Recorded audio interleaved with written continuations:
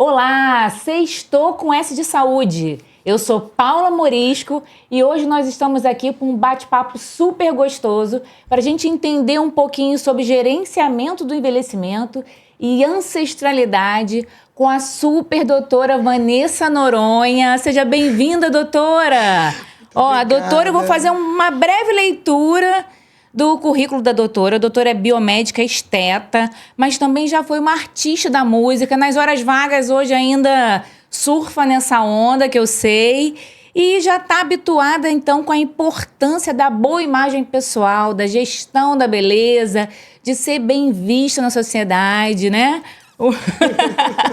Como é que surgiu a estética na sua vida, doutora? Como é que a biomedicina entrou e você acabou fluindo para esse curso da área da estética? Isso foi uma coisa que sempre foi um desejo na sua vida? Ou foi acontecendo ao longo do tempo, essa intenção foi emergindo aí na sua vida ao longo do tempo? Fala pra gente. São muitas nuances, muitas camadas, são muitas né? em uma. Então eu vou tentar falar assim de uma forma que caiba tudo isso, né? Porque é uma longa história, né? Quando você, até o momento que você falou da minha história, da minha relação com a arte e saúde, é uma parte. Aí quando você puxou para a parte de sempre foi um sonho, aí já vem mais uma camada, né? Então, eu vou começar dessa última camada, que eu sempre quis ser dentista. Dentista? Desde criança, porque eu quebrei o dente e desde os 9 anos eu ficava frequentando o dentista com muita frequência, fazendo muitas cirurgias, porque quebrou raiz do dente, fazer várias cirurgias, criou uma admiração cisto, não ali sei naquela profissão. Quase toda semana, estava lá quase todo dia, lá na universidade, na Unigran Rio, que foi a universidade que eu fiz biomedicina. Ai. E esse sonho ficou para lá, porque minha mãe falava que não tinha como, não era para eu alimentar esse sonho, porque não era para gente, né? Era para fazer outra coisa. Olha uma criança limitante nascendo outros aí. caminhos, não sei o quê, que o material era caro, que o livro era caro. E aí fui para outros caminhos. Quando chegou na minha adolescência, eu comecei a ter muita acne, mas uma coisa bizarra mesmo, de cistos e acne até o pescoço. Então, um caso muito grave. Adolescente raiz. Ai, meu Deus. Totalmente raiz. E eu não queria, eu não gostava daquela aparência, ficava sofrendo. Então, eu comecei a tratar muito cedo da pele. E sempre tratando sem resultado. Porque as medicações não faziam efeito, o protocolo não fazia efeito. Eu era muito disciplinada e mesmo assim não dava certo. Então eu me cansava com aquela rotina de produtos e gastação de dinheiro. Adolescente, né, que tem que ficar conseguindo dinheiro para poder comprar as coisas e tal. Então era muito desgastante, muito estressante. E eu vivia essa rotina até a idade adulta. Então, foi, assim, uma relação... Eles não diziam que a espinha acaba com 18 anos? Não, a acne? Eu tô com 40 aqui, vez ou outra ainda aparece. Pois vai aparecer 41, ainda, né? devido às alterações hormonais, e a mulher também tem muito isso, dependendo da idade, até a gestação, várias fases a gente passa por isso. Eu passei por isso também na gestação, né? Que maravilha. E aí acabou migrando da odontologia para uma admiração lá dentro da estética. Tudo de vivência. Eu vivia dentro do dentista, eu queria ser dentista. Eu vivia dentro dos consultórios de dermatologista, queria também trabalhar com pele, fazer alguma coisa. E começava a frequentar muitos consultórios de esteticista também. Antes de fazer biomedicina, eu fiz a faculdade de licenciatura em artes visuais, lá na Federal do Espírito Santo. Aí veio a música que tá na veia. Fiz artes cênicas também, cheguei a fazer novela, filmes. É uma mulher da arte. Assim, e essa relação que a gente tem com a tela, e agora, nos últimos tempos, com a proximidade, o HD, que vai mudando 4K e tudo. Não tem como disfarçar mais. Isso, você está sempre muito presente, sempre preocupado com a estética, manchas e tudo, que era uma coisa que eu vinha carregando comigo, né? Então, esses tratamentos, eu estava sempre ali, sempre fui uma leitora, sempre pesquisei os rótulos, tudo isso. E fazia parcerias com com consultórios e clínicas de estética também. Dentro da arte ainda, né? Isso, tudo quando estava Dentro da arte. Isso, sempre ali, aí fazia parceria, tentava implementar e ajudar a clínica de estética a crescer, trazer algumas mudanças. Sempre indo ali visão, tudo de arte, tudo visual, né? Tudo na parte do visual, na parte da estética. E aí chegou um momento que eu falei assim, gente, eu tô nesse universo, adoro isso aqui. E por que não mergulhar profundamente agora? E passar de espectadora para executora. Paciente para aquela que traz uma esperança para a vida das pessoas. Porque com essa experiência de paciente, a gente vê muita coisa que funciona e que não funciona. Que a gente é o paciente número 0. A gente vai testando e vendo que funciona.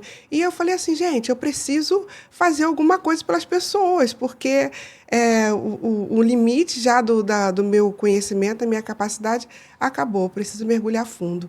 E aí eu fui para a biomedicina, com o intuito de cuidar de pele, de estética, de facial, de corporal. Já entrou na biomedicina? Já. Porque a biomedicina é uma área vasta. Tem mais de 32 habilitações. Aí.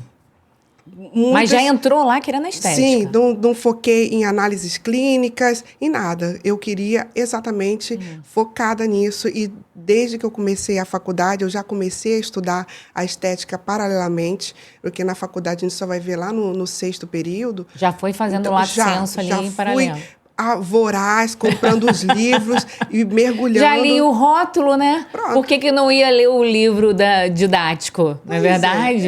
E é uma paixão.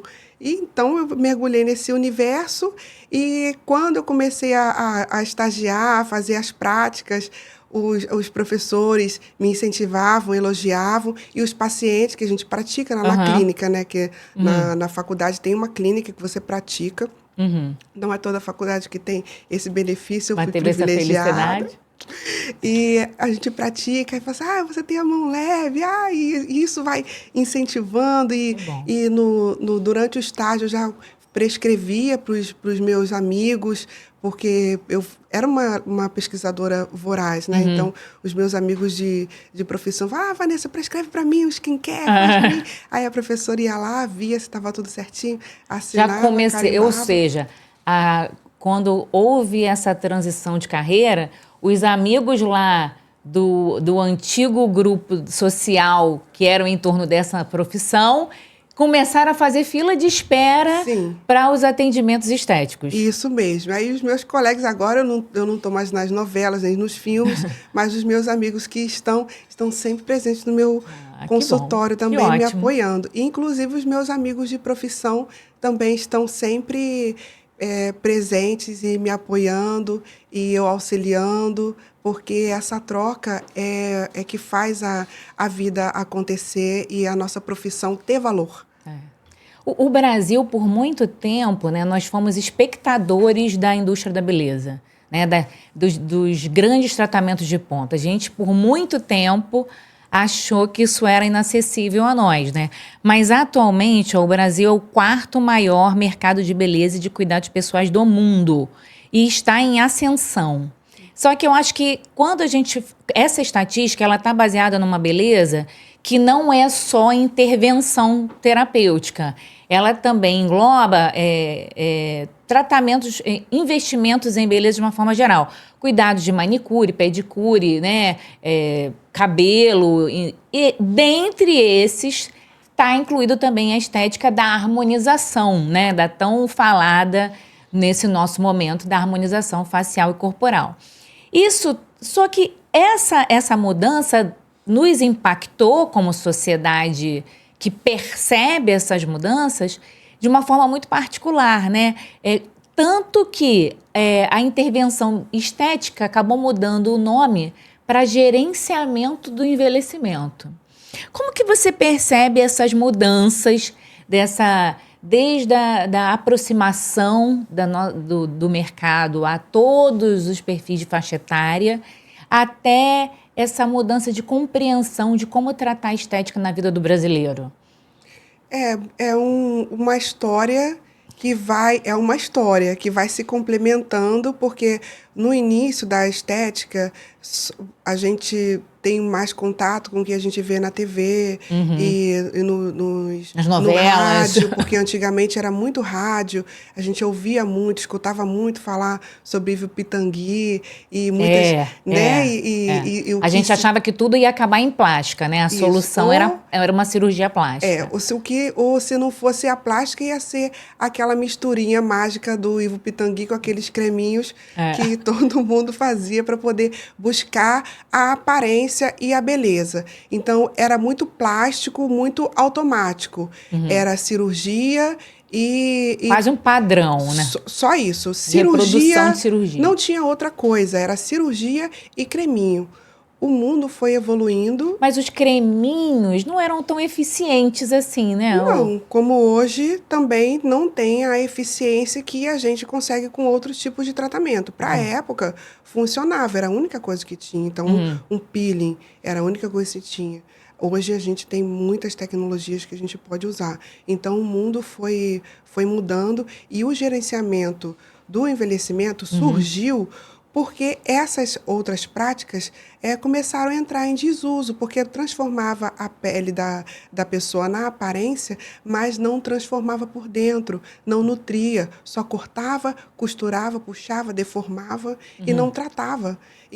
O tempo e ainda era uma cara de plástica mesmo, né? Você passava...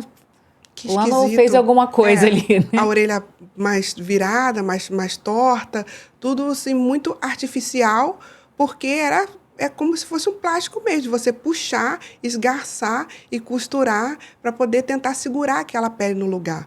Hoje a gente sabe que se você gerenciar o envelhecimento, você consegue não precisar fazer até uma plástica no futuro. Prorrogar.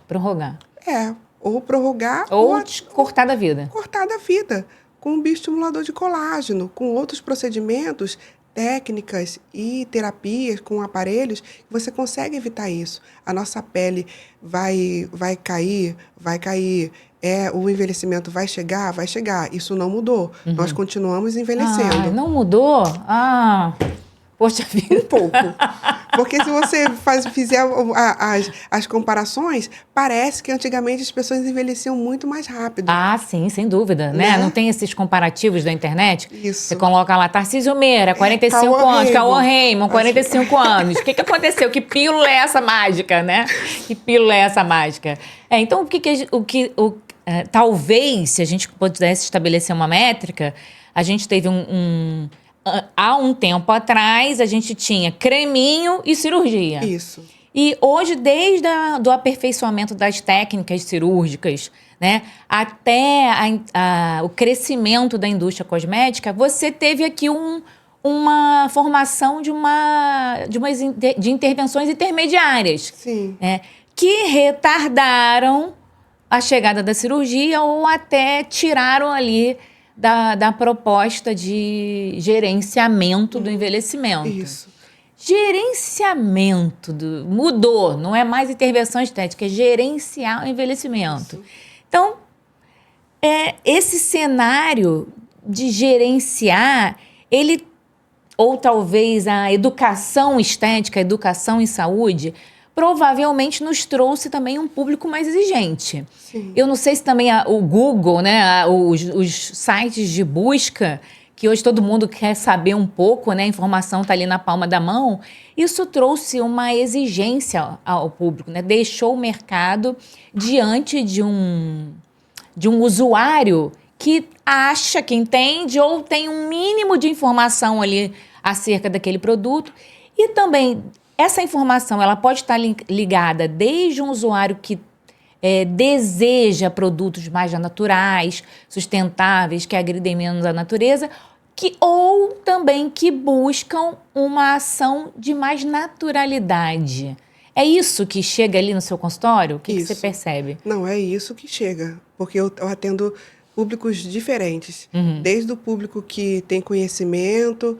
E estuda sobre isso e pesquisa, desde aquele público que só recebe a informação terceirizada, só por meio de veículos que vão passar uma informação que não é correta. Isso, ou aqueles que ficam vendo só as notícias de redes sociais. Então, tem todo tipo de... Às vezes eu quero o nariz da fulana.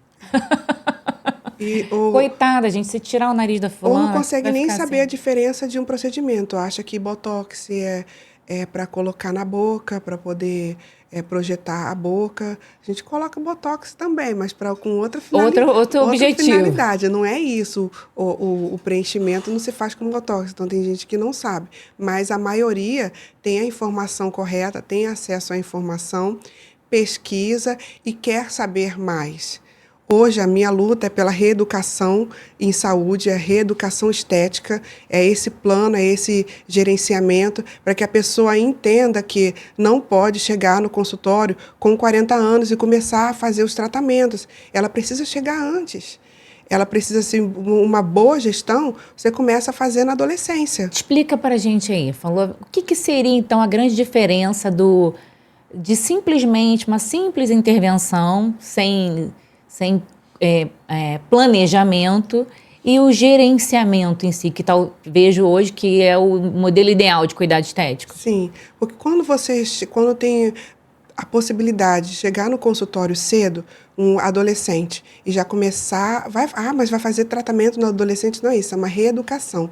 Para ele já saber o que ele vai fazer ao longo da vida que vai evitar que algumas coisas aconteçam, como exposição solar, manchas e alimentação, que é a parte fundamental para a gente ter uma boa construção da estética. Então, se a gente conseguir fazer essa reeducação alimentar, no futuro a gente consegue ter maiores resultados com o desenvolvimento estético e corporal também. Então, é um cuidado global. Né?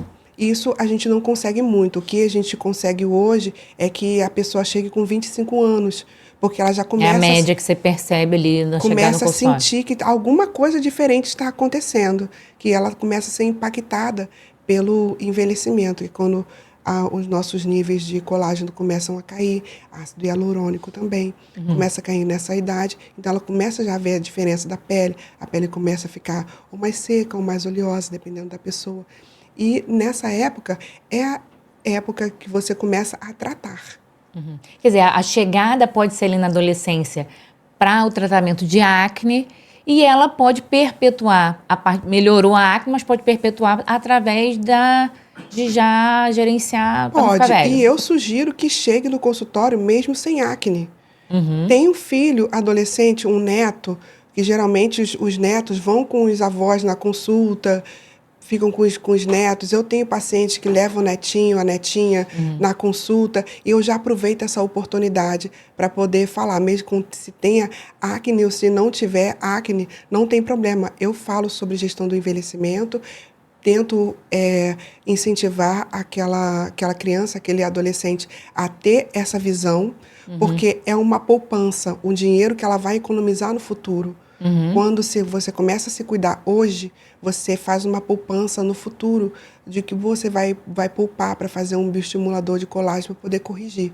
Então, hoje, se você for ao consultório desde cedo, doente ou não, que a acne, dependendo do grau, passa a ser uma doença, você consegue fazer uma boa gestão. E se você chegar pelo menos aos 25 anos, já começa a fazer uma prevenção já assertiva, já começando a tratar. Se tiver condições financeiras, já pode começar a utilizar um bioestimulador de colágeno para poder prevenir de tantos em tantos tempos, tecnologias de laser, e vai fazendo essa manutenção, e não precisa ser todo mês, todo dia, quase 15 dias, ou às vezes até uma semana, quando você já tem mais de 40 anos. Então, traduzindo em miúdo, gerenciar o envelhecimento seria retardar o envelhecimento. Então, você, infelizmente, vai continuar envelhecendo, vai continuar perdendo colágeno, ácido hialurônico. Envelhecer Sim, de forma saudável, mantendo ali uma juventude por um pouco mais de tempo. Isso, essa é a questão. E sem sofrer os danos. Não é que você vai preservar a sua juventude, você simplesmente vai continuar envelhecendo, vai ter a tua maturidade, o seu rosto vai mudar porque é fisiológico, você não vai ficar com cara de bebê, não tem...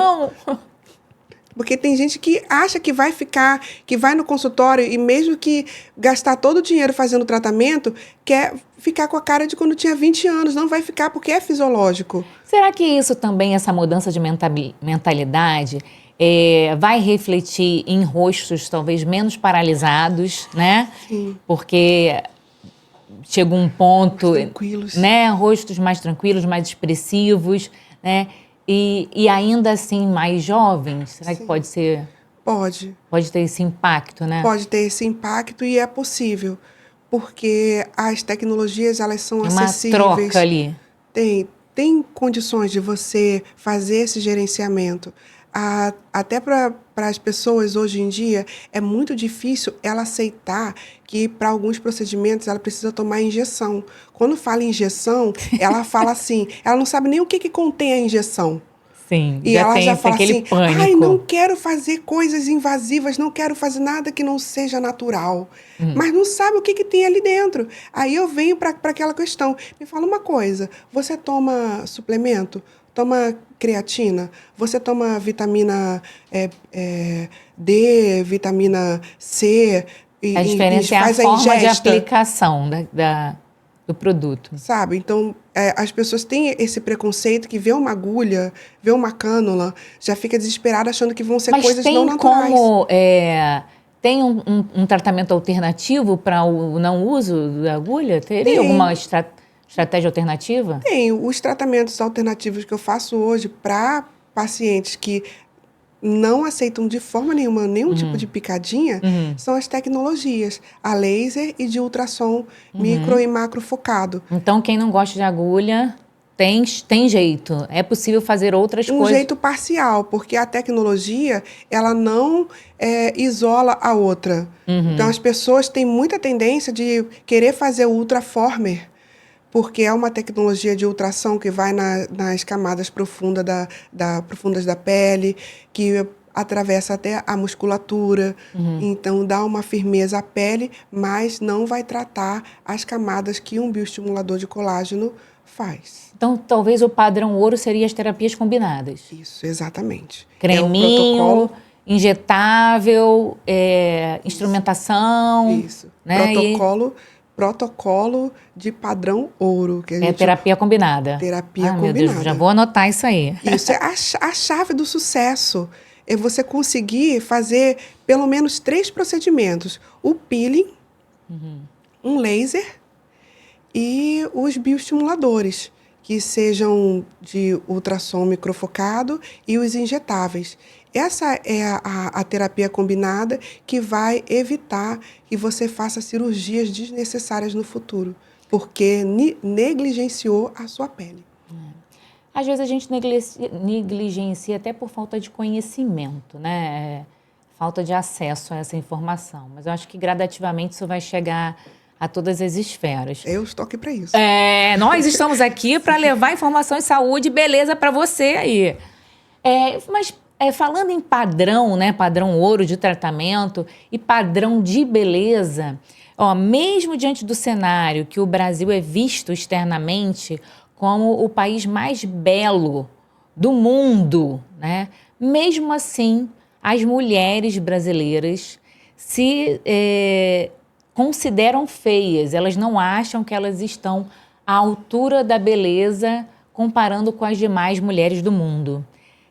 Será que é porque, historicamente, a gente vem de um dito padrão de beleza que é espelhado no padrão europeu? Sim. Que é quem? A mulher alta, magra, branca, loura, de cabelo liso, né? E de olhos azuis. De olhos azuis. Olha, muito estereótipo, gente. Alta, magra, branca, loura, de cabelo liso e de olhos azuis. É muita coisa pra gente seguir. Delicada, doce, recadada do lar. Exatamente. Né? Existe um padrão pra gente seguir? Que padrão é esse que a gente vive querendo alcançar? Tem um padrão para você seguir, o seu padrão interior, para você se conectar com você mesmo e tentar fugir desses padrões que a gente chama de padrões eurocêntricos. A gente tenta descolonizar o nosso pensamento e buscar as nossas identidades aqui dentro dos povos originários, dos povos afro-americanos, da construção que a gente fez aqui no Brasil, tentar desconstruir. É muito difícil? É difícil. Isso não A se gente desconstrói reproduz sem perceber, eu acho, né? de uma hora para outra. Foi isso que eles colocaram para gente, o padrão de vestimenta, que é um padrão eurocêntrico, que hoje a gente luta muito para trazer até essa questão de elegância, a roupas sofisticadas, um padrão europeu de frio. Então, hoje a gente tenta ser elegante sem usar aqueles padrões, porque no verão que a gente tem aqui, de 39 graus na sombra, é impossível. Se a gente colocar refletir, elegância lá numa busca, equiparando. a primeira coisa que vem é um blazer. Isso, que não vai funcionar Não vai. aqui nesse Vai Brasil. funcionar. E o padrão de beleza também não, porque o clima lá é diferente. Eles podem ser até bonitos lá. Quando eles chegam aqui, eles ficam feios, porque eles ficam igual uns tomates, porque o clima não é para eles. Então, eles vão ficar com uma outra pele, uma outra coisa, e aquele padrão todo vai embora. Porque é um padrão para um outro lugar, um cabelo de um outro lugar. Eu acho que do mesmo jeito que quando o estrangeiro chega aqui, ele não passa despercebido, né? É uma beleza muito característica, né? Que, sem dúvida, eles também são povos belos, mas a gente também chama atenção fora. Sim, né? Só chegar no aeroporto, a gente também chama atenção fora. Não precisa nem passar na cabine da alfândega que você já está chamando atenção. Eu acho que vai muito de acreditar na própria beleza, né? De quebrar aquela crença que você mesmo ouviu lá, né? Isso não é para você, né? Para de pensar nisso, isso não tá para o seu futuro, da gente quebrar esses paradigmas e talvez reconstruir a beleza, né? Reinventar não, porque a beleza já está aqui, mas romper com esses padrões. Precisa romper com os padrões e falar, sim, eu posso. Quem disse que isso não é para mim? Hoje eu estou aqui, né? Sou biomédica, tenho outras construções, outras formações, mas quebrei esse padrão e falei assim, sim, é para mim, eu posso. Até conseguir entender isso é um caminho, mas a gente consegue. O padrão de beleza também, eu posso. Eu posso escovar meu cabelo quando eu quero e eu posso lavar o meu cabelo e fazer um grande black quando eu quero, porque o meu cabelo é natural. Hoje eu escovei. Na prática, eu quero essa praticidade para mim. Amo meu cabelo crespo, amo. Eu vou lavar e vou ficar com o meu black desse tamanho, que o meu black é muito grande, gente. Isso aqui vira um black, tá? Não parece, mas isso aqui vira um black. E aqueles turbantes também que fica lindo? Isso, eu fico com o meu blackão lindo, maravilhoso, quando eu quero, dependendo do clima, dependendo do dia. Mas eu amo as minhas feições, eu amo o meu cabelo, eu amo os meus traços, amo minha boca, meu nariz, meus olhos grandes, a minha testa que vai evoluir para uma grande testa comprida, porque isso faz parte dos meus ancestrais e eu tenho orgulho disso, é uma característica dos nossos ancestrais e orgulho de tudo, da mão, do tamanho dos pés. Antigamente tinha... Destacar o que existe naturalmente, né, como uma beleza ímpar, né, e que vale a pena ser vista. Sim, sou uma mulher forte, corajosa, e isso tudo carrega a minha ancestralidade. Eu tenho uma ancestralidade de mulheres fortes, corajosas, valentes, e isso tudo se reflete das minhas características. E eu não vou ser uma pessoa mega delicada e com traços finos que vão passar desapercebidos e me remeter a uma outra cultura que não é a minha. Então, eu tenho orgulho dos meus ancestrais que eram príncipes e princesas antes de chegarem aqui. Né? Eu acho que o padrão só se for de diversidade, né? Essa questão de você ter que romper, né, com esse histórico, ela é extremamente relevante porque ela está muito vinculada a um termo que chegou recentemente. Bom, não sei se já é corriqueiro, mas eu vejo que aqui no nosso país ele está agora ficando mais frequente na conversa popular, que é o tal do neuroglow, que é uma beleza que não está conectada apenas com a pele, não apenas face e corpo, né? Mas não é uma beleza apenas que está vista na pele, é uma beleza que se conecta com isso, com a ancestralidade, uma beleza que se conecta com a cultura, não apenas a cultura negra, mas também por muitas vezes a gente também ouviu que os japoneses queriam orientalizar os olhos, né? Aliás, ocidentalizar os olhos, que aquele olhinho puxadinho, ele não era... Alguns ainda fazem isso. Ainda fazem isso, né? Então, talvez essa busca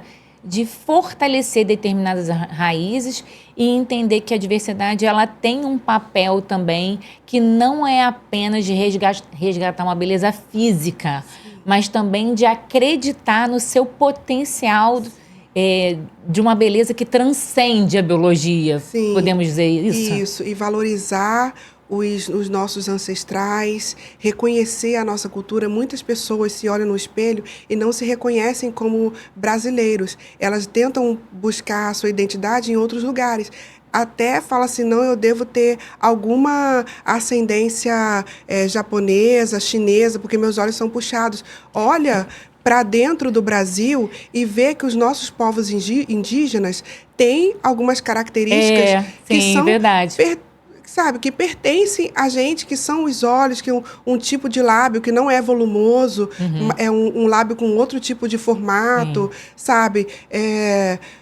Maxilar, e tudo isso tem uma história atrás do nosso formato de rosto, tudo isso tem uma história. Que talvez a gente deva buscar olhar para essas características da nossa colonização real lá, índios, portugueses também, mas um português que se enveredou pelo Brasil, né? Construiu uma característica inerente ao Brasil e não à Europa, de onde ele veio.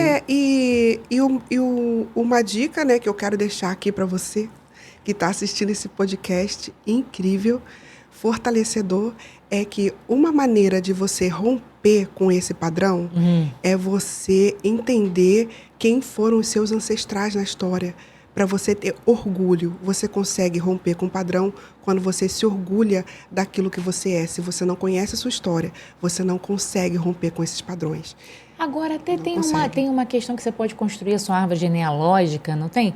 É um exame laboratorial. Sim, isso, não é? Tem. Que você descobre quanto percentual lá você tem de cada etnia, não tem uma coisa dessa? Tem o exame de ancestralidade genética. Olha eu fiz, alguns amigos meus fizeram também, e tem uma conexão, e até no próprio aplicativo das redes que fazem esse tipo de exame, já faz algumas conexões com outros parentes que você tenha no Brasil, e você até consegue achar algumas pessoas. Isso aí eu não sabia, olha. Verdade. Por incrível que conecta mesmo. Conecta. Legal. Conecta. Aí você tem lá, começa pelo primeiro e segundo grau de parentesco, e aí vai aumentando. Então, eu consegui achar primos de segundo, terceiro e quarto grau. Olha só que interessante. Consegui. E aí você acha assim, você encontra até surpresas, porque eu descobri lá no exame que eu era prima do Lázaro Ramos de quarto grau. Vamos lá bater na porta dele. Primo, tô aqui, hein? Agora, com relação às intervenções estéticas que podem destacar, então, a beleza negra, o que você pode citar para a gente de interessante para que as meninas aí possam ficar já de orelha em pé e procurar você para ficarem ainda mais bonitas? Sim, pele... Meninas não apenas, né? Meninas, meninos e meninas, né? Pele a gente nem fala, né? Porque pele todo mundo tem que tratar. Deveria ser uma rotina. Isso. Pele negra, envelhecimento pele negra. Quando começar a surgir umas pintinhas, uns pontinhos, a papulosa negra, que são umas verruguinhas? Uns pontinhos marronzinhos que vão criando ao redor dos olhos e ao pescoço e colo, conforme a pessoa vai envelhecendo. porque o nosso envelhecimento é diferente do envelhecimento de uma pessoa não negra. Então, tem outras características. A nossa pele pode não ficar tão flácida como de outras pessoas, porque tem uma regeneração de colágeno diferente, um tempo diferente, um extrato córneo diferente, mas... Em síntese, envelhece também, tá? Que o pessoal que vou falar para você aí, que fala assim, negro não envelhece. Negro, quando pinta, tem 3 vezes 30. Para com isso. Você para com isso, por favor. Negro envelhece sim, mas envelhece de uma outra maneira. Algumas áreas da nossa pele vão escurecendo devido ao envelhecimento. A íris dos nossos olhos vão modificando. O que se destaca no modificando. envelhecimento da pele negra é diferente do que se destaca na pele branca. Mas uma coisa que eu também acho que faz parte do racismo, você não conseguir enxergar a outra pessoa, sabe? Você cria um estereótipo de que o negro não envelhece e você não dá bola para as características, para o envelhecimento dele. Mas, cria na verdade, cabeça eu tenho dele uma invejinha. mas uma inveja que causa um dano social muito grande, porque o Porque negro acaba acreditando. acaba acreditando, para de acreditar que vai envelhecer, não se cuida, porque já não tem muitas... Acaba Desconsiderando, porque a pele é diferente, mas o corpo, de forma geral, também envelhece, e ele deixa de se cuidar e de fazer essa gestão global do envelhecimento. Porque ele mesmo acredita naquilo ali que houve Isso, do porque, entorno. olha, não pareço que tenho, está tudo bem. Quando vai fazer o exame de densiometria óssea, está todo destruído por dentro. Vitamina D, lá embaixo, que tem a pessoa negra, já tem um pouco mais de suscetibilidade de ter deficiência de vitamina D, entre outras características genéticas que vão prejudicar a produção de ossos, toda essa parte de metabolismo. A homeostase, né, do corpo, então tem diferença.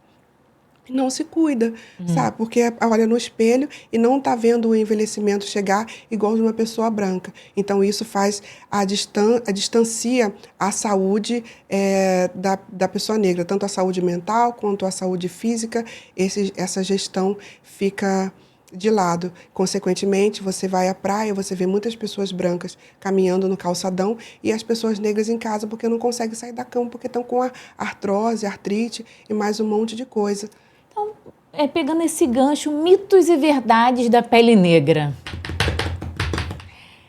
A primeira já pele negra não envelhece. Envelhece. Envelhece, de já outra dissemos forma. que envelhece. Pele negra não precisa de protetor solar. Precisa. Precisa? Precisa, então, sim. não tem nada disso, que já estou bronzeada, não preciso passar protetor. Não, precisa passar protetor, porque você não está imune. A proteção que... Precisa ser um protetor solar específico para a pele negra? Ou o que é pareado é o nível de proteção solar? Então, o nível de proteção solar é muito importante. O que é específico para a pele negra é por causa da coloração. Porque quando você não usa até... russo. Isso, porque até os que se dizem protetor solar incolor, quando vai passar na pele negra, fica um grande palhaço com... Porque demora você... Não, simplesmente... absorver? Não, porque a construção dele, as Construção enzimas, química ali. a construção química, às vezes tem elementos que não vão ser como uma tinta branca, né? Mesmo, às vezes, muitas coisas que a gente usa para pintar a nossa casa, tem também dentro do protetor solar um dióxido de... Quer dizer, além de ter uma proteção química, o protetor solar oferece uma proteção física. Física também, que uma barreira física, né? Uma proteção mecânica. Mecânica, tudo isso. Então, isso vai remeter na pele da pessoa, que vai, dependendo do tipo de ativo que tiver esse protetor, ele vai desaparecer ou não. Outro fator também é que a pele negra, ela mancha mais do que as outras peles. Quando exposta ao sol. Isso, dependendo da pele negra, tá? Porque tem pele negra de todo tipo de coloração, desde a pele clara, o negro de pele clara, quanto o negro retinto, uma pele bem escura, que tem um relacionamento diferente com a exposição solar. Uns ardem, outros não ardem, outros queimam, outros não queimam, outros se bronzeia, outros não bronzeiam. Tem pessoas negras que não se bronzeiam, tem pessoas negras que se bronzeiam. Então, depende. Ainda mais no nosso país, que é muito diverso e tem muita miscigenação, isso reflete na nossa pele. Então, tem pessoas negras que têm um padrão de comportamento de pele como de uma pessoa branca. Fica no sol, vai ficar manchado, vai arder. Tá com aquelas aí placas. vai falar assim, as pessoas vão falar assim, ai, que palhaçada, negro não queima. Ah, que mentira, você não tá se queimando no sol. Tô ardida, fiquei ardida. Ai, que mentira, você não tá ardido nada. Mas acontece isso. E, inclusive, comigo acontece. Eu raramente pego o sol porque eu fico completamente manchada. E criam placas vermelhas, e depois mancha, depois só então, laser. Isso não é uma realidade só da pele branca. Não é, mito. Tá? Mito. Tem um nível de fator de proteção na pele negra por causa da melanina? Tem, mas não é suficiente. Em tese, é mais resistente que uma pele extremamente branca. Isso, porque tem o fator melanina que faz sim uma proteção, porque a melanina é para isso, para proteger você do sol. Mas não te exclui de usar o protetor solar. E precisa. no uso... No mínimo 30. No mínimo. 30. E aí, no uso do protetor solar, idealmente deve-se escolher, sim, um que seja construído ali para atender a pele negra. Sim, não precisa usar um bloqueador solar, a não ser que a pessoa esteja fazendo um tratamento estético, acabou de fazer peelings e lasers e precisa de uma proteção solar maior, diferente de uma pessoa muito clara, uma pele muito clara, caucasiana e tal, que precisa de um bloqueador, tem mais chances de ter câncer de pele e tudo mais. Pele negra é mais oleosa? Não. Tem pele negra que é seca, tem pele negra que é mais oleosa. Depende do tipo da pessoa. Não tem a ver com a cor da pele, não. Tem a ver com um perfil. Sim, tem peles negras que são muito secas. Não só no corpo, mas no rosto também. E cabelo também? Cabelo já é diferente, porque a nossa curvatura de cabelo, ela não permite que a oleosidade natural do couro cabeludo, dos olhos e das enzimas que são liberadas no nosso couro cabeludo, vá até a ponta do nosso cabelo. O que acontece com uma pessoa branca, que lava o cabelo, começa a ficar oleoso e o cabelo fica todo oleoso. Fica parecendo uma placa, um cabelo de placa, porque a oleosidade desce da raiz e vai para as pontas e o cabelo fica ali rígido, né, por causa da oleosidade. E no cabelo da pessoa negra isso não acontece, que a curvatura não permite que esses óleos escorra e mantenha a hidratação do fio. O fio fica exposto, mas sem hidratação. Os agentes externos, eles vão prejudicar mais o cabelo por esse ressecado, né? E dependendo do dia, se for um dia muito úmido, também por fazer aderir mais no cabelo sujeira, poluição. Mas então tudo isso daria uma característica, possivelmente ali, vamos considerando uma maioria, de uma raiz oleosa e uma ponta seca? Não, a ponta fica seca não porque o cabelo da pessoa negra seja tem essa característica. Essa característica. Naturalmente, Bórico, é só quando você vê quando a criança nasce. Quando o bebezinho nasce, você não vê bebezinho com o cabelo ressecado. Porque ele tá ali cheio dos nutrientes e tudo que uma criança tem. Conforme vai crescendo, o cabelo vai mudando, essa curvatura vai mudando também, e o tempo vai mudando também, e isso vai afetando o cabelo da pessoa. Entendi. Isso porque o tipo de curvatura é diferente. Então seria pele... Pode ser mista, oleosa, seca, pode variar. O cabelo, existe uma tendência dele ser um cabelo mais seco. Sim, é isso, seria isso, na sua maioria. Exatamente, que precisa de mais cuidado, cabelo delicado, fino. Muita gente acha que o cabelo crespo é um cabelo grosso e geralmente na verdade, é o inverso. Não é, o cabelo é o mais fino, delicado. Então é um outro mito aí. Não? Isso, tem uma curvatura diferente, alguns têm uma curvatura padronizada, né, com um tipo de curvatura igual, outros já têm uma curvatura diferente, um arredondado, depois faz um desenho mais quadrado, durante Tudo o isso tem que ser percurso pensado, então, na hora de cuidar desse cuidar do cabelo. cabelo, de usar química, porque certos tipos de química, para quem faz alisamento de cabelo, não pode usar em cabelo crespo, porque ele precisa seguir aquela química precisa seguir uma linha.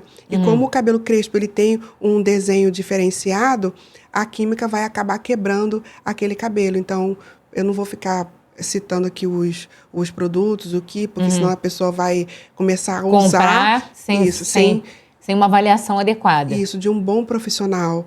Não faça as coisas por própria conta. Não compre produtos na farmácia, na loja de cabelo. Porque senão você pode estar igual a mim. Eu vou dar só um shotzinho no meu cabelo para poder dar uma relaxada. Cabelo. Só para dar uma desmaiada, vou comprar um shotzinho. Aí fala assim, nossa, mas por que meu cabelo destruiu?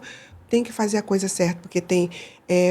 por exemplo, o hidróxido de cálcio, às vezes não é muito bom para certos tipos de cabelo, porque ele vai ressecar, né? Cálcio vai deixar o cabelo mais rígido. Alguns podem usar um de amônio ou de sódio como base para poder cuidar do cabelo. Então, é uma ciência. Cabelo é ciência, não chega em qualquer lugar, não usa qualquer produto. Tem que ser muito específico. Até permanente afro, que está voltando para poder definir o cacho, deixar os cachos todos iguais, não é todo tipo de cabelo que pode fazer. Então, é preciso buscar profissionais. Tanto quando for o cuidado básico da pele, quanto o cuidado básico do cabelo, que isso a gente não faz em consultório, alisar o cabelo das pessoas. Essa crescente da transição capilar, ela fez nascer também alguns pontos especializados nessa área, mas não basta só o usuário procurar o salão de beleza lá, ele tem que estar amparado por um profissional gabaritado para avaliar essa estrutura do cabelo também, né? Sim, né? Avaliar só a estrutura do cabelo e avaliar também, fazer um acompanhamento terapêutico com a pessoa. A longo prazo. Não é terapia, mas é terapêutico. Entendi. Tem que acompanhar, porque às vezes a pessoa, um simples papo, uma simples conversa, pode fazer a pessoa se olhar e se enxergar com outros olhos e manter uma rotina diferente do tratamento do cabelo. Show de bola, arrasamos. A pele negra, ela não precisa de hidratação? Claro que precisa. Como não, minha gente? Claro que precisa sim. É igual o mito da pele oleosa, que não precisa de hidratação também, no né? No calor, no frio, tanto no rosto quanto no corpo, mãos e pés principalmente, para não manchar a sua mão, não manchar os seus pés. Às vezes aparecem umas manchas escuras entre os dedos, às vezes você acha que está com alguma doença, é um simples ressecamento da pele, que pode acontecer no verão, o tempo seco, ou no inverno. Então, usar hidratantes...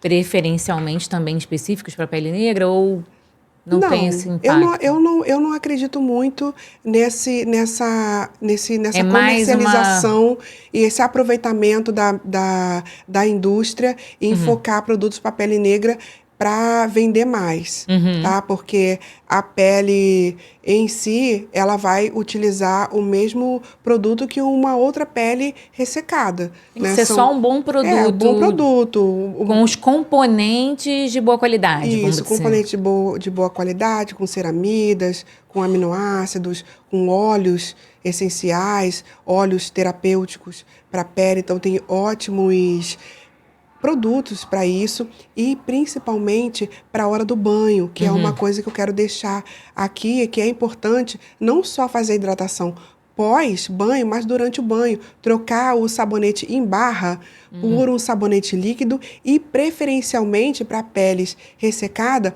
o óleo de banho. Então, tem uns mais caros, tem uns mais baratos no mercado. Tem para todos os gostos. Todos os gostos, mas trocar o sabonete pelo óleo de banho.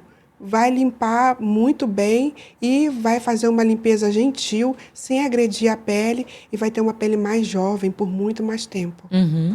E a gente, às vezes, nesse calor enorme, a gente quer ficar com o cabelo molhadinho mais tempo, né? A A gente gostaria de ficar com o cabelo sempre molhado para ficar sempre fresquinho. Isso não faz bem, né? Para nenhum tipo de cabelo. Não. Nem para dormir de cabelo molhado. Não faz mal para a saúde, sabe? Tipo, um dia você chegou, ai, nossa, preciso lavar esse cabelo. Não posso dormir com o cabelo molhado, vou ter que secar. Não, você pode dormir com o cabelo molhado. Isso não pode ser uma rotina, porque o ambiente úmido favorece a proliferação de bactérias, criação de colônias, ácaros e outros nocivos que precisam desse tipo de ambiente para poder crescer e fazer sua família. Não significa que vai nascer um cogumelo na nossa cabeça. Não significa. Mas que pode ter uma perda de cabelo local ali? Sim, se você fizer isso de uma constante e se o seu travesseiro estiver sempre ali dormindo, umedecendo, fazendo uma casinha de bactérias e de ácaros para ele. Vamos fazer uma casinha para ele aqui. Aí você deixa lá todo o seu material ali, das suas células mortas, para eles se alimentarem depois também. Aí nem adianta, se o travesseiro já está ali em tese contaminado.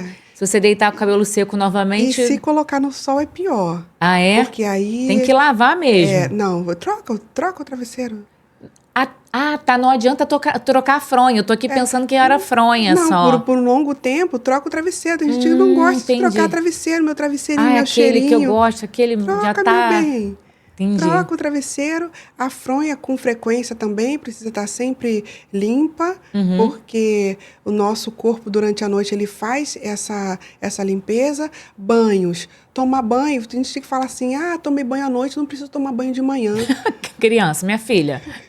Precisa, porque à noite é o momento que você se regenera, sabe? É quase uma cobra, que você quase troca de pele. Ali, isso é o momento em que você está ali, ó, zen, descansando, e o teu corpo está trabalhando para te renovar em todas as suas partes, suas células. É a parte mais incrível do dia, é a noite que você se renova. E toda a sua potencialidade que você estava durante o dia, ela vai ficar ali e você vai retirar aquilo ali, vai lavar, vai limpar e vai ter uma vida bem mais saudável, mais tranquila, sem germes e bactérias que são nocivos, incluindo toalhas também, limpeza de sapatos, e tudo isso faz parte do gerenciamento global, porque isso vai afetar na sua estética, isso pode gerar fungos, e os fungos podem... acabar contribuindo, sendo mais um fator influenciador para a aceleração do envelhecimento. Do envelhecimento, exatamente. Entendi. Mas uma perguntinha do mito. Negro não pode fazer peeling e nem usar laser. Essa é então não quente. Posso mais ser negra. Essa é quente. Não posso mais, já não fiz. Posso mais ser negra, porque isso é o que vai ajudar a regenerar a pele, cuidar. O que precisa é saber fazer a manutenção, porque o fototipo da pele negra ele vai queimar com mais facilidade, dependendo do tipo de laser, de intensidade que a pessoa vai aplicar. Eu mesmo já tive meu rosto totalmente queimado e eu achei que eu não fosse conseguir voltar a sair na rua novamente. Então, foi um tratamento que eu tive que fazer para poder recuperar a minha pele, porque eu fiz tratamento a laser com uma pessoa que não estava muito bem botou o mesmo parâmetro para uma pessoa branca, e não é o caso. Então, pode fazer? Pode. Pele negra pode até fazer o CO2? Pode. Eu não indico, mas pode. O peeling de CO2? Não, o laser de CO2. Laser. Eu não indico, porque tem outras tecnologias melhores. Mas na falta, pode usar, mas o parâmetro tem que ser diferenciado.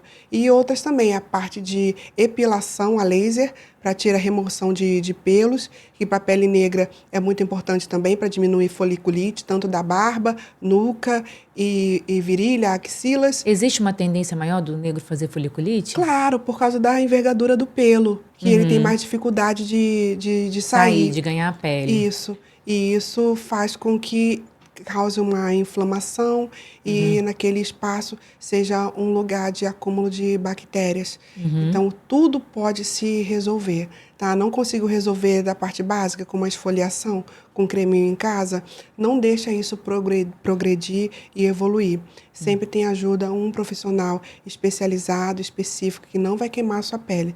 Não precisa ficar com medo. Temos laser que não dói. Aí. Tá? Porque muitas pessoas não... Aquela pessoa que tem medo de agulha, ela não quer fazer laser porque acha que Não dói. tem nada que dói. Porque o histórico das pessoas negras não é inviabilizando o sofrimento Porque era das pessoas mais brancas. dolorido na pele negra? Não, cara, porque nós temos um histórico de sofrimento. A nossa vida é muito mais sofrida. A nossa rotina é muito mais diferente. Você não pode comparar com... Arrastado, né? Historicamente, sabe? Tem exceções? Tem pessoas negras que nasceram em berço, tal. Herdeiros, eu no Brasil não conheço nenhum. Pode me apresentar que eu quero conhecer. Mas... Lewis Hamilton, não. O Brasil não é brasileiro. Pois é. Não é brasileiro. Não tem herdeiro aqui. Peraí, deixa eu parar pra pensar aqui. A nossa vida, no nosso histórico, no senso comum, de forma geral, é uma vida de maior sacrifício, de maior distância, longas andadas, longas caminhadas. O topo. Para alcançar o topo e até para alcançar o local do trabalho, jornada de trabalho diferenciada, tempo de condução. Tudo isso envelhece, tá? Envelhece. Ficar 2, 3 horas para poder sair de Itaguaí e ir para o centro da cidade trabalhar, isso envelhece qualquer pessoa. Tem essa jornada? Tem que passar no consultório. Na folga você passa, porque senão você vai envelhecer muito rápido. Mas tem diferença da percepção sensitiva mesmo, tátil, do laser na pele branca em relação à pele negra? Tende a ser mais dolorido? Tende a ser mais dolorido. É? Sim, precisa de um parâmetro diferenciado. Tem uma escala que a gente segue hoje, que não é a escala ideal, que é a escala de Fitzpatrick, que coloca uma escala de 1 a 6 do fototipo, pela coloração e pela forma que aquela pele se relaciona com a luz. Então, ele vai dizendo ali naquela escala como deve ser o tratamento da pessoa de acordo com o fototipo. Isso precisa ser avaliado na hora de fazer a parametrização das máquinas para poder fazer o procedimento. Então, é importante a pessoa negra procurar um profissional negro para poder atender, porque vai entender... Já tem autoconhecimento. Autoconhecimento, vai entender também das questões sociais e culturais, que é importante para você atender uma pessoa. Você precisa saber da história dela. Acho que a gente também fortalece ali a rede, né? Sim, não só fortalecer a rede, mas vai entender diretamente as dificuldades e as coisas que são que concernem, né, a vida da pessoa negra. Um último mito. Cotovelos e joelhos da pele negra, cotovelos, joelhos, tornozelos da pele negra, precisam de atenção extra? Precisa. Você quase respondeu essa pergunta já. Precisa. O mesmo problema dessa parte com mais calosidade, né? Mais grossa. Mais grossinha, mais né? Grossa, que tende a ser mais ressecada. A pele mais grossa, a nutrição não chega onde precisa chegar, porque uma certa camada da nossa pele ela não é vascularizada, e quem alimenta a nossa pele, nos alimenta é os nutrientes que vêm pelo sangue. Então, na pele de qualquer pessoa, o extrato córneo, que é essa parte superficial da pele, ela não é alimentada. Por isso que a gente usa creminho, sabe? Porque o sangue não chega aqui nessa parte, não é vascularizado. E na parte que é mais grossa, vai precisar de muito mais hidratação, porque é muito mais difícil de chegar o nutriente ali naquele lugar. Então, precisa sim. Precisa sim. Da mesma forma que a pele de pessoas maduras, que também gera um pouco mais de calosidade, porque é uma pele madura, mais envelhecida, né? Já sofreu agressões ali até do ambiente. Do ambiente, e naturalmente vai ficando uma pele mais densa, e precisa mais densa em algumas camadas, tá? Porque na parte do extrato córneo começa a ficar mais fina. Então, é uma coisa que a gente estuda, e a gente fica muito curioso na anatomia, quando a gente vai fazer a análise de cadavérica e da pele, e fica assim, extremamente curioso como uma pele do idoso pode ser tão grossa e superficialmente tão delicada. Tipo, é uma coisa bizarra, né? Que é muito densa quando você vai fazer um procedimento com agulha. Né? É difícil de você atravessar a cânula e a agulha na pele de uma pele madura. Né? Já numa pele mais jovem, atravessa com muito mais facilidade. Então, isso tudo tem que ser respeitado em todas as fases. Tanto no protocolo diário de skincare, né, para usar os creminhos em casa, que é muito importante. Procedimento estético não está tirando o skincare de jogada, pelo contrário, precisa de um skincare diferenciado, assertivo. Não é porque eu fiz bioestimulador que eu vou deixar de nutrir. Isso, não é porque eu fiz um laser que eu não vou precisar passar nada do rosto durante o dia. Não é assim. Beleza, entendemos... estamos empoderados de conhecimento acerca da estética, entendemos que ela está acessível a todos. Hoje, diante desse cenário, né, de uma sociedade mais conectada, que está gradativamente quebrando paradigmas, quais são os procedimentos mais procurados no seu consultório? Não os que você indica, mas os que a gente vai chegar lá. Os que você vê que as pessoas chegam procurando. Aí você acaba até orientando, né? Porque às vezes a pessoa chega com uma intenção no consultório, porque uma amiga fez, leu não sei aonde, pesquisou no Google e tal, chega com aquela intenção. Isso que é o que todo mundo quer. O procedimento mais popular do consultório é a toxina botulínica, é o Botox. As pessoas querem fazer Botox. Às vezes elas não sabem nem... O que é, para que é, como que faz. Para que serve, o que o Botox vai fazer e o que ele não vai fazer. Porque às vezes ficam querendo o Botox, achando que ele vai fazer coisa que ele não faz. Sabe? Então, mas a toxina botulínica, o Botox, é o mais famoso e o mais presente no consultório. Porque as pessoas às vezes acham que só o Botox vai resolver todo o problema da vida dela.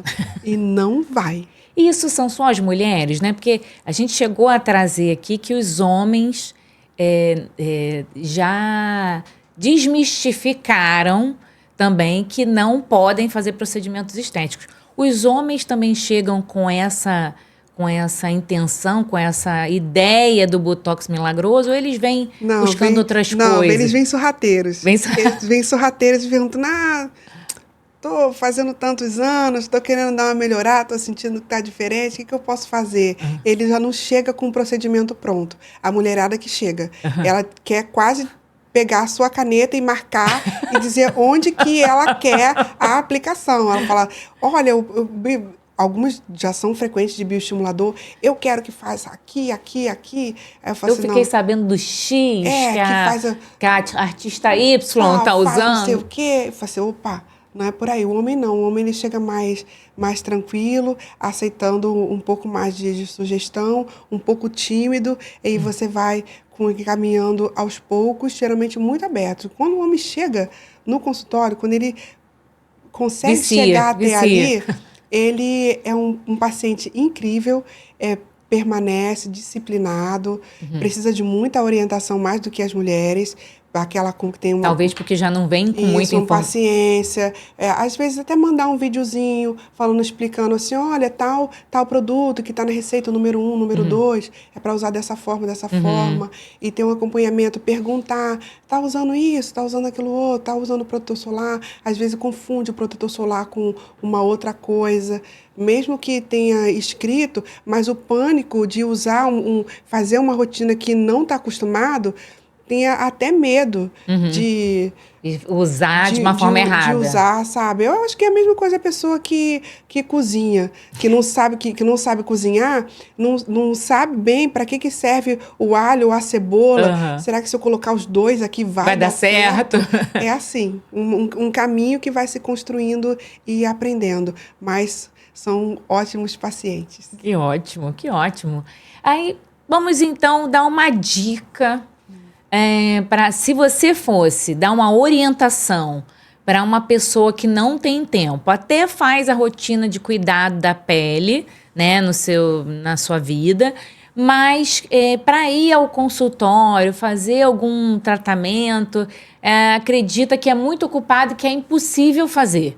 Então, se a gente fosse indicar 3 procedimentos, não sei, eu estou colocando 3, mas se você achar que outros são imprescindíveis, procedimentos, um kit de procedimentos que são imprescindíveis para a pessoa que não tem tempo, que não quer ficar indo no consultório o tempo todo, mas que quer, sim, fazer uma gestão de envelhecimento. O que você indica? Vem aqui e faz XYZ.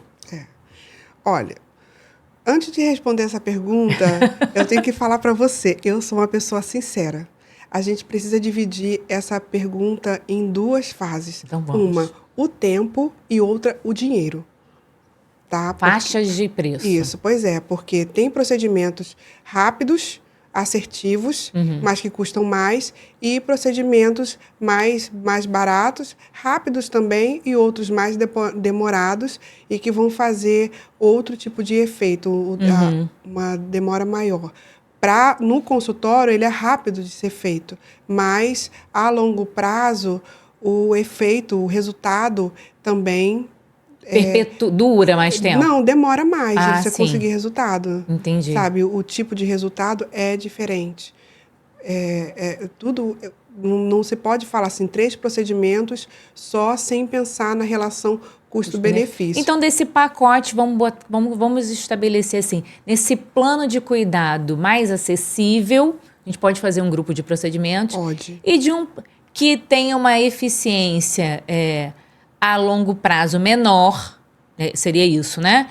E um plano de cuidado que tenha um valor acessível, mais alto, que exige um investimento mais alto, mas que, por sua vez, tem uma eficiência mais duradoura. Sim. Um efeito imediato mais perceptível e mais duradouro. Seria isso? Sim, seria isso. Então, vamos... Até mesmo pro procedimento básico, de tanto para um público quanto para outro. Toxina botulínica, que tem diversas marcas. Toxina botulínica, a gente pode dizer assim... equivalente, a gente está pode presente dizer nos assim, 2 grupos. Toxina botulínica é tudo igual, mas a gente pode falar isso assim, para o público geral, porque a toxina é botulínica e... o nome dela é esse. A toxina botulínica não vai tipo deixar de A. ser... Ela não vai deixar de ser aquilo. Tem de onde a bactéria é tirada e tal, o halo de dispersão dela. Então, tem uma toxina que ela é mais pontual, a outra tem um halo maior. O halo é aquele círculo que ela vai se difundindo, dispersando, e isso vai dar um resultado diferente na forma de aplicação. Consequentemente, o preço também é diferente. Tem toxinas botulínicas que são puras, e tem toxinas botulínicas que têm outros tipos de proteína, que vão culminar em algumas coisas, por exemplo, o efeito vacina. Então, tem uma toxina que não causa o efeito vacina. Tem outros que já vão causar porque é do tipo da toxina, das proteínas que fazem a composição. Tudo isso... Efeito vacina seria o quê? Ela vai embora? Ela não vai embora? Ela fica ali... Para de fazer efeito com um certo tempo.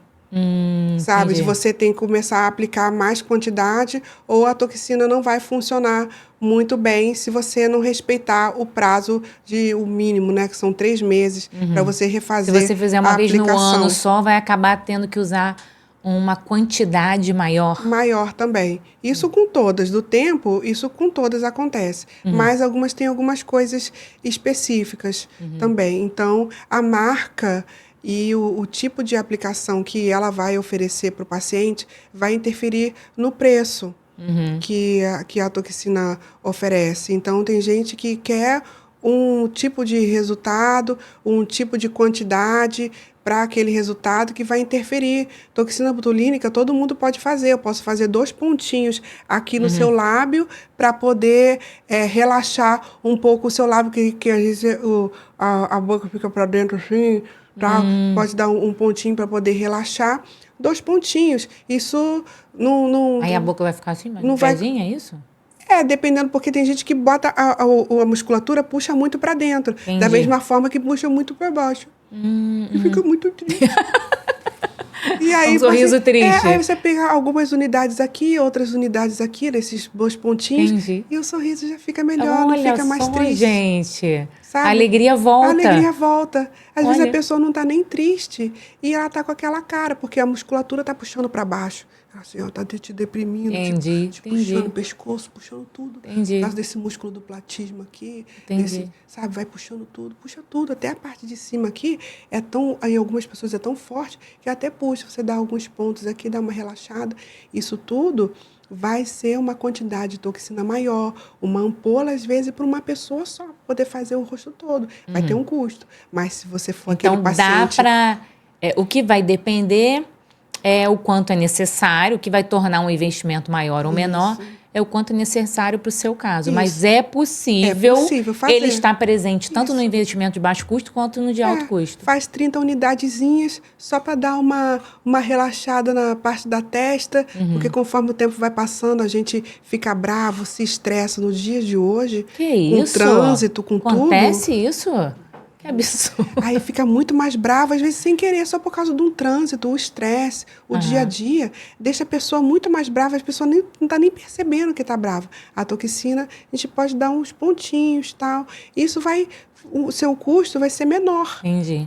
Diferente da pessoa que realmente quer resolver vários probleminhas ao redor dos olhos, linhazinhas aqui nessa área, sobrancelha e muito mais, asa de nariz, porque vai falando e o nariz vai mexendo. Eu não sei fazer esse movimento. Vai falando, o nariz vai mexendo, ou vai falando e o nariz fala uva, uva, uva, aí o nariz mexe para baixo, aí às vezes a pessoa quer conversar contigo, não consegue, porque só fica olhando o nariz, o nariz mexendo, aí dá o pontinho da toxina, pim, e você consegue paralisar aquele nariz e você consegue conversar. Isso vai ter um custo menor do que fazer o rosto todo. Por isso tem toxina, que o pessoal fala assim, mas eu paguei tanto na toxina, você está cobrando tanto. Fala assim, depende da aplicação da pessoa. Não tem como estabelecer uma quantidade fixa, porque cada caso é um caso só a partir da avaliação de um profissional. A não ser que a pessoa vá no Fast Beauty, que são essas lojas que ficam do lado do McDonald's, no shopping, e que você chega lá e você vai fazer... Repete apenas um padrão sem análise. Um padrão, tudo ali, porque a empresa tem uma quantidade certa de produto que precisa ser aplicado por causa do protocolo da empresa. O profissional tem que respeitar aquele protocolo que, igual hospitais grandes, de medicação e tudo mais, tem que respeitar. E se quiser a mais, aí vai pagando. Você chega lá, uma quantidade, que eles cobram muito pouco, né? Esse podcast vai ser veiculado muitos anos, então se a gente falar preço, isso vai cair em desuso. Isso, mas tipo uma quantidade muito baixa. Vou fazer em tal lugar. Quando chegar lá, aí eu falo assim, olha, se você quiser melhorar mais aqui, é mais tanto. Mas aqui é mais tanto. Aí tu sai de lá com a mesma quantidade que o seu doutor querido te propôs e você não fez porque foi um impacto muito grande ali na hora. Então, entendi. toxina botulínica, tem para todos os gostos, para todos os bolsos. Todos os preços. Qual seria, então... Tem uma segunda proposta ali para a gente colocar na nossa bolsinha? Tem. Para flacidez, a gente pode trabalhar com um bioestimulador de colágeno, tanto injetável quanto o de equipamentos, tecnologias. E a alternativa são intradermoterapias e equipamentos com um custo menor. Então, rádio e criofrequência, para poder... Bioestimuladores pode ser tanto injetável, então, quanto aparelho. Pode. E cabem nas duas nossas bolsas aqui que nós estamos construindo. Isso. Certo. Tá? E aí a intradermoterapia, que é a mesoterapia, também é injetável, mas só que é muito mais superficial, mais barato também, assim, muito mais, um custo 3 vezes menor, mas o resultado também é diferente e não alcança as camadas que um bioestimulador específico, como hidroxiapatita e ácidos poliláticos, outros produtos, vão alcançar. Mas você consegue tratar a pele com um custo alto e com um custo baixo. É claro que eu não vou falar que a intradermoterapia dá o mesmo resultado. Não vai dar, mas também não vai deixar a sua pele abandonada sem tratamento. Isso, né? Já faz o baixo investimento pensando no próximo, programando para o próximo. Parcela. Parcela. Perder de vista. Além desses, você sugere algo mais? Sugiro, né? A gente vai É infinito, né? É infinito. A gente pode acrescentar os lasers, porque hoje a tecnologia laser, ela é tão completa e tão fantástica. Eu sou apaixonada por laser, que ele vai alcançar camadas diferentes de pele e objetivos específicos. Então, o mesmo laser, o mesmo equipamento, só que com intensidade, lasers diferentes, eu posso tratar cicatriz de acne, posso tratar cicatriz pós-operatória, eu posso tratar rejuvenescimento, rugas, posso tratar manchas. Uma infinidade de possibilidades ali. Manchas superficiais, manchas profundas, melasma, tudo isso com laser. Mas o laser não é quente, vai aumentar o meu melasma? Depende do tipo de laser que você vai usar para aquele tipo de pele. Então, o meu queridinho é o laser. Doutora, eu acho que foi um bate-papo sensacional. Uma presença de uma qualidade inenarrável. Obrigada. Um assunto de cunho de extremo interesse popular e que eu acho que a gente contribuiu com um tijolinho para aumentar o nível de consciência da população, de todas as esferas sociais, para que a beleza pode estar ao alcance de todos, que é necessário que a gente olhe para dentro, não apenas uma beleza externa, mas uma beleza interna, que a gente possa construir, desfazer, construir novos perfis de beleza, novos perfis de olhar para a beleza e acreditar que a gente pode tudo, né? Tudo. Desfazer crenças limitantes ao longo da nossa vida, que a gente construiu ao longo da nossa vida. Sim. Muito obrigada. Foi um prazer tê-la aqui na nossa Sexta de Saúde. E você que ficou até aqui com a gente, já compartilha com um amigo que não escutou, mas que precisa ouvir esse assunto. Já ativa o sininho para você não perder nenhuma conversa nossa, tá bom? Até lá!